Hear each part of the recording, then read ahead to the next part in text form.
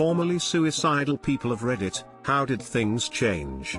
Serious. I dropped the toxic, enabling people in my life and the people who fed into my depression. I lost a friend to suicide after we made a deal to stick around for each other. Unfortunately, he couldn't deal, but I decided to hold up my end for him. I later found my purpose in search and rescue and training a canine. I met a lot of people who have also faced a lot of what I've gone through, which provides an ever-strengthening support network. Not to mention I've proven to myself and others that I can do far more than we thought I'd be capable of. I now have 13 certifications for SAR, training a canine, have a job I love, have a stable and functioning relationship and a new outlook. I still wrestle with my depression, but it's been a while since it has had me pinned. Never an easy thing to talk about, but hey, it's anonymous. The turning point was when one of the few people that I considered family commit suicide. He left a note that said something along the lines of "Why bother, who wants this note anyways?" And like, him thinking that no one would care were some of the same thoughts I was having, but the general vibe in my small group changed drastically. It was basically the thought, that even if it was only one or two people, people will miss those who pass. And no one should have to deal with something as terrible as the feeling of burying someone you've known and spent time with so many years, who died thinking no one cares. It's a feeling I would never wish on any living thing. It just sucks. If anyone is feeling this, PM me. I'll always talk to people who are considering this, because no should have to suffer through this alone. Or whatever. My life has measurably gotten better, but my brain is like a rubber band that's been stretched too far too often. I'm not currently under the same stress that I was before, but can't forget those thoughts, and having been in that mind state before, I'm just changed. I feel stretched out and unable to return to the carefree life I had before my deep bouts of depression. The difference now is that I really have no strong impulse to do it. There are too many consequences for the people I care about, and I realize that my desire to just basically disappear is a knee-jerk reaction to challenges in my life that I am actually very equipped to deal with. I need to find a way to reframe the way I see the world, because the dark thoughts are just a vestigial thing from a life I lived a decade or more ago. Who I have become is different, stronger, smarter, more realistic. But I can't forget who I used to be, and it haunts me. I'm just not suicidal right now. In a few months I'm sure I will be again. And then I won't be. And then I will. I think with mental illness and suicidal thoughts/ideations, it's really important to remember that it isn't always you. It isn't always you that genuinely wants to. Sometimes it's just that thing inside your head saying it's easier to not be alive. The best thing you can do is try to set up a life for yourself that you, in your right mind, truly believe is worth living. Sometimes sheer willpower is the only reason you don't kill yourself. Sometimes you're just too depressed to have the energy to do it. Suicidal thoughts are a poison, and if you're experiencing them, try to vocalize it to people that care about you. They can't make it go away, but they can make you feel less alone.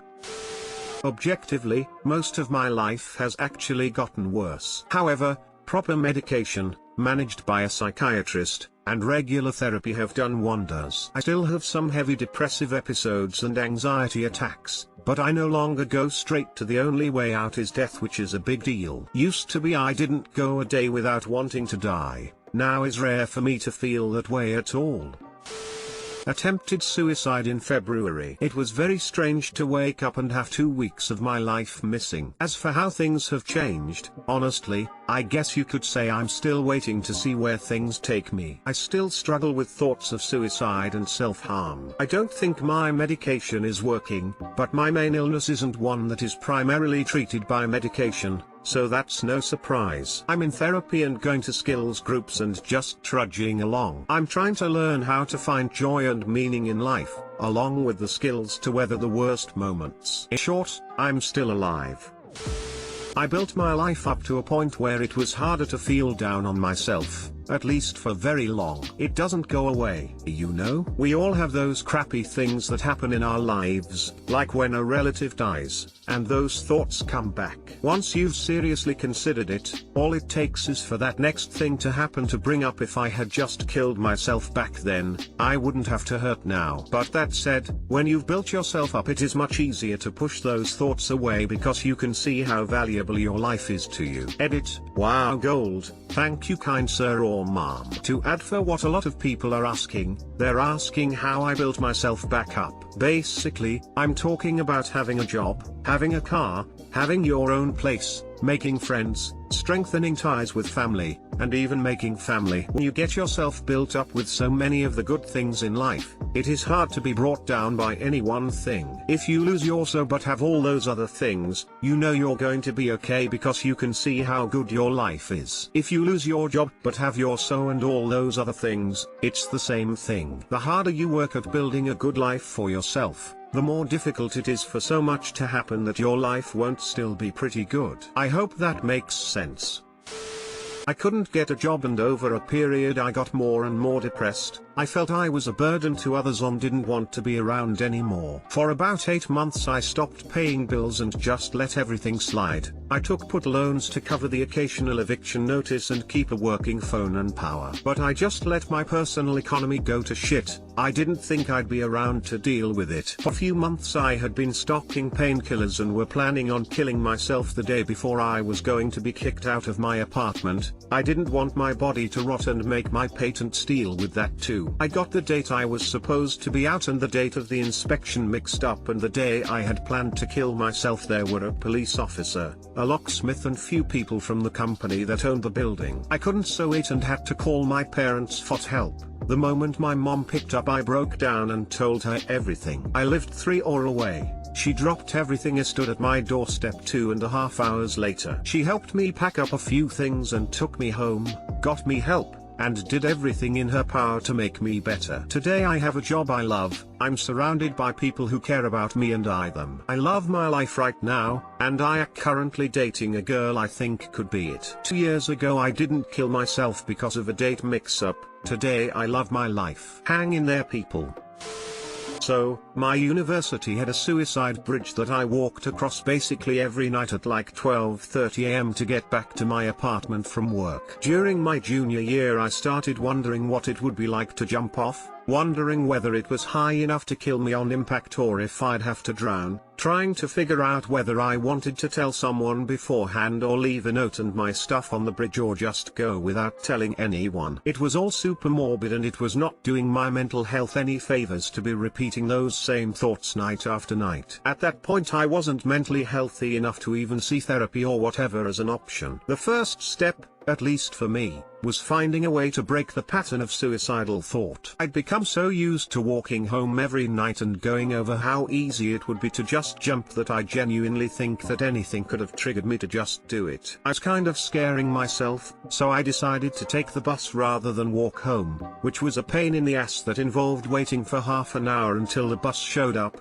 but it broke the pattern. Once I stopped basically getting an opportunity to go over those thoughts every day on schedule, I was able to think a little more clearly. I was able to get up the willpower or the nerve or whatever to go to therapy, which led to me getting a diagnosis and all that fun stuff. So I guess the best advice I can give is, if you find suicidal thoughts coming in certain circumstances or situations, just do your best to make a change that'll circumvent them.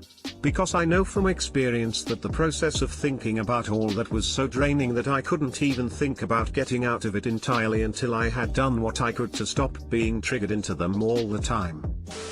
Started taking my fucking meds again. If the regular pattern continues, then I'm due to assume I'm better in about 2 months' time, at which point I'll stop taking them, almost immediately fall into a mental pit, then spend 2 to 3 years being a useless sack of shit before admitting I still need pills. Then I'll start taking them again, spend a week or 2 feeling high as a kite, spend about 6 months as a basically functional human being, assume I'm better and stop taking the pills, etc. etc.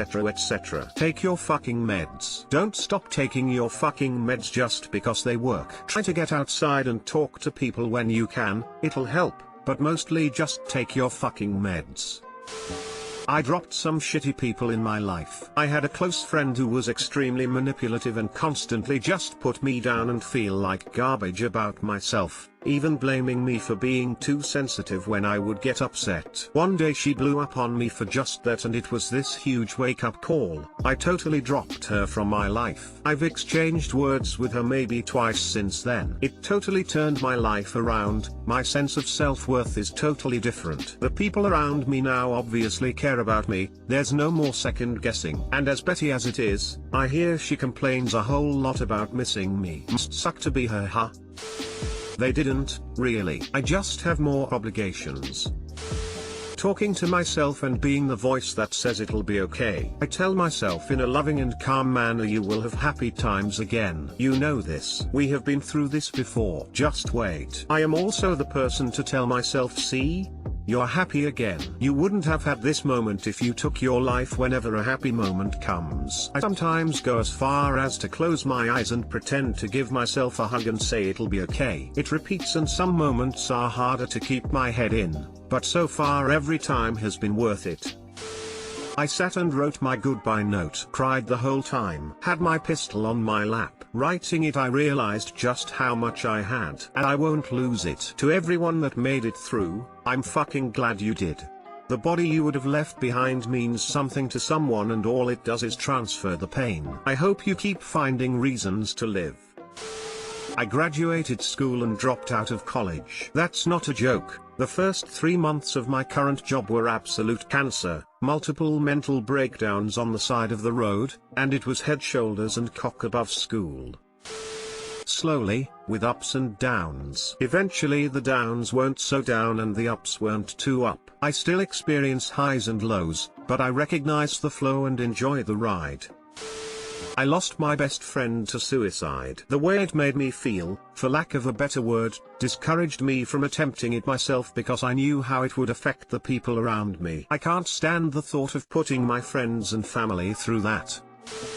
I realized I wasn't actually alone, as cliche as that sounds. Imagining how my family and friends would react if they found me dead was more heartbreaking than the other shit going on. Especially my grandma. She's getting older and I want the rest of her life to be stress-free, happy, painless and overall enjoyable. Also, surrounding myself with people who make me laugh and bring me up instead of making me feel bad about myself. That one especially helped with self-esteem and how I acted around people. Instead of saying I hate people, I just smile and tell myself they aren't so bad. Big difference. Best wishes to those who are still struggling. You're not alone. Took some advice from a friend's mom. She told me 3 to 4 years prior that if you're ever feeling like suicide is the answer, try to understand that this is a sign something is wrong and you should seek help. After a failed attempt I decided something was very wrong and I needed to get help. Getting that help changed my life forever. I no longer keep in touch with her, but she likely saved my life. I overdosed in 2011. My roommate found me and drove me to the hospital. When I awoke, I was transported to a facility for a 72-hour hold ordered by the court. I was furious that my attempt failed. My dad drove 8 hours to pick me up, and when he saw me, he cried. I only ever seen him cry once or twice before that. He was so relieved and hugged me in such a tender yet fierce way. A couple of years later, I was diagnosed with bipolar disorder. Knowing more about myself, and why I am the way I am, makes things a tiny bit easier. Whenever those intrusive thoughts sneak back in, I think of my dad, and I also snuggle with my kitty. She needs me, but not nearly as much as I need her. She makes me wanna stick around, smile.